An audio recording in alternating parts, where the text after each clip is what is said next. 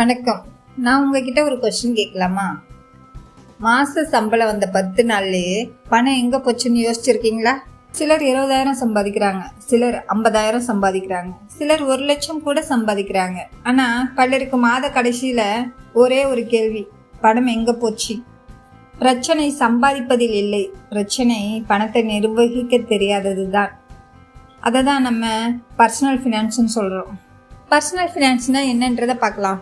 நம்ம சம்பாதிக்கும் பணத்தை சரியாக திட்டமிட்டு செலவு செய்து சேமித்து முதலீடு செய்து எதிர்கால வாழ்க்கையை பாதுகாப்பாக அமைப்பது. எளிமையாக சொன்னால் பணம் சம்பாதிப்பது ஒரு திறமை, அந்த பணத்தை சரியாக நிர்வகிப்பது ஒரு அறிவு. அந்த அறிவு தான் பர்சனல் ஃபினான்ஸ்.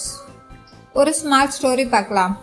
2 நண்பர்கள் ரவி, குமார் இருவரும் மாதம் 30,000 சம்பாதிக்கிறாங்க.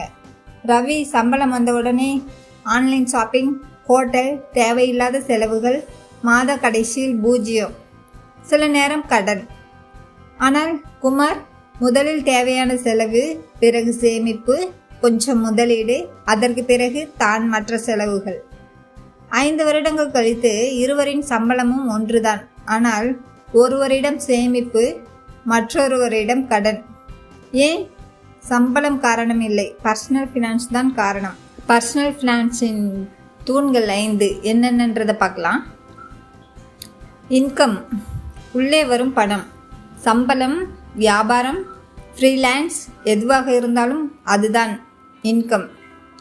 எக்ஸ்பென்ஸ், வீட்டு வாடகை, மின்சாரம், உணவு, போக்குவரத்து, மற்ற செலவுகள்.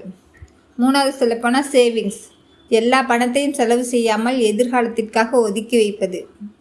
4வது இன்வெஸ்ட்மெண்ட், சேமித்த பணத்தை மேலும் வளர வைப்பது, அதுதான் முதலீடு.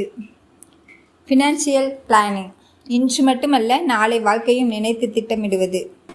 பர்சனல் ஃபினான்ஸ் தெரிந்தால் பணம் வீணாகாது, தேவையில்லாத கடன் குறையும், அவசர காலத்தில் பயம் இருக்காது, எதிர்காலம் பாதுகாப்பாக இருக்கும். மிக முக்கியமாக பணம் நம்மை கட்டுப்படுத்தாது, நாம் தான் பணத்தை கட்டுப்படுத்துவோம். இன்றைய வீடியோவில் பர்சனல் ஃபினான்ஸ் என்றால் என்ன என்பதை பார்த்தோம்.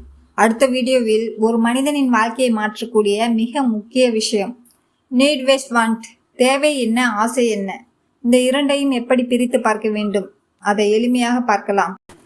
இந்த வீடியோ உங்களுக்கு பயனுள்ளதாக இருந்தால் லைக் செய்யுங்கள், உங்கள் நண்பர்களுக்கும் பகிருங்கள். அடுத்த வீடியோவில் சந்திப்போம். நன்றி.